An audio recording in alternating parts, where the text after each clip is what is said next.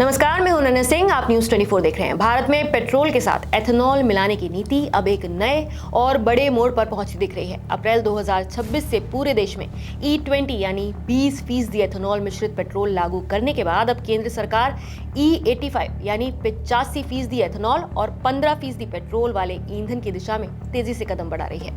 सरकार ने इसके लिए मसौदा नीति यानी एक ड्राफ्ट पॉलिसी तैयार कर ली है, जिसे जल्द जारी किया जा सकता है।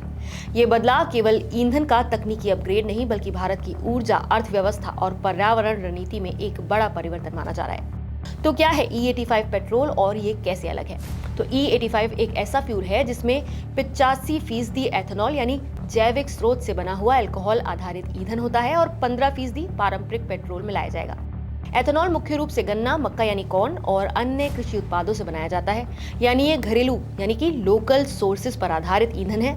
जबकि पेट्रोल कच्चे तेल यानी क्रूड ऑयल से बनता है, जिसका बड़ा हिस्सा भारत आयात करता है। E20 की तुलना में E85 एक बड़ी छलांग है, लेकिन ये हर गाड़ी में इस्तेमाल नहीं हो सकता। इसके लिए फ्लेक्स फ्यूल इंजन जरूरी होता है, जो कि अलग अलग एथेनॉल स्तर के ईंधन पर काम कर सके।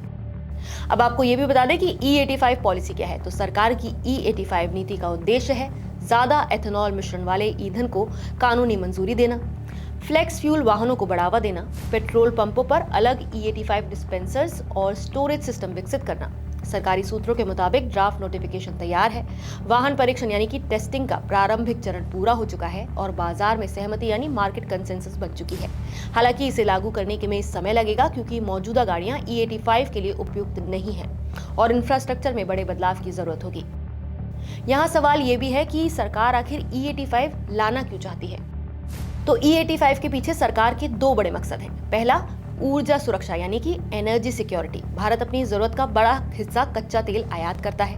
मध्य पूर्व यानी वेस्ट एशिया में तनाव जैसे कि इजराइल, यूएस, ईरान कॉन्फ्लिक्ट के कारण तेल की सप्लाई और कीमतें प्रभावित होती हैं। E85 से आयात पर निर्भरता घट जाएगी, देश की ऊर्जा आत्मनिर्भरता बढ़ेगी। और इस नीति को लागू करने का दूसरा बड़ा कारण है प्रदूषण कम करना यानी कि एनवायरमेंटल इम्पैक्ट। एथेनॉल पेट्रोल की तुलना में ज्यादा साफ जलता है, कार्बन मोनोऑक्साइड कम निकलती है, पार्टिकुलेट प्रदूषण भी घटता है। सरकार इसे लोकल फ्यूल, लोकल सोल्यूशन के तौर पर देख रही है। तो फिर E100 यानी कि 100% एथेनॉल ही क्यों नहीं ले आती है सरकार? तो कई लोग सवाल पूछते हैं कि जब एथेनॉल बेहतर है तो सीधे 100% एथेनॉल ले आते हैं। तो इसके पीछे वैज्ञानिक और व्यावहारिक कारण है। एथेनॉल की ऊर्जा क्षमता पेट्रोल से 30 से 35% कम होती है। गाड़ी कम माइलेज देगी। ठंड के मौसम में स्टार्टिंग की समस्या हो सकती है और इंजन और फ्यूल सिस्टम में बदलाव जरूरी है। बड़े पैमाने पर एथेनॉल उत्पादन के लिए जमीन और पानी की भारी जरूरत भी पड़ेगी। इसलिए E85 को एक ट्रांजिशनल स्टेप माना जा रहा है, यानी धीरे धीरे बदलाव का रास्ता। हालांकि इस पूरी कवायद के बीच सबसे अहम सवाल यही है कि इसका आम लोगों पर क्या असर पड़ेगा। सबसे पहले गाड़ी मालिकों की बात करें तो मौजूदा यानी कि पुरानी गाड़ियां E85 पर सीधे नहीं चल पाएंगी।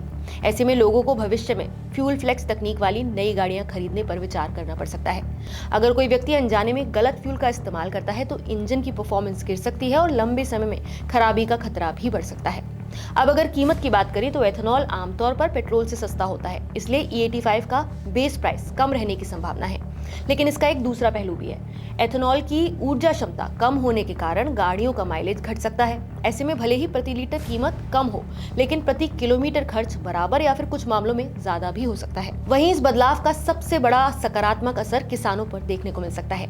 गन्ने और मक्का जैसी फसलों की मांग बढ़ेगी, जिससे किसानों की आय में इजाफा हो सकता है। E20 नीति के दौरान भी हजारों करोड़ रुपए किसानों तक पहुंचने का अनुमान लगाया गया था और E85 इस दिशा में एक और बड़ा अवसर बन सकता है। अगर रोजमर्रा की जिंदगी की बात करें तो शुरुआत में लोगों को कुछ भ्रम और बदलाव का सामना करना पड़ सकता है। पेट्रोल पंपों पर अलग अलग तरह के फ्यूल्स उपलब्ध होंगे, जिससे चयन थोड़ा जटिल हो सकता है। हालांकि समय के साथ लोग इस नई व्यवस्था के आदी हो जाएंगे और धीरे धीरे देश इस नई पेट्रोल टेक्नोलॉजी की तरफ शिफ्ट होता नजर आएगा। तो क्या अब पेट्रोल और E20 बंद हो जाएंगे? तो अभी तो ऐसा कोई भी फैसला नहीं लिया गया है। सरकार E20 और सामान्य पेट्रोल को जारी रखेगी।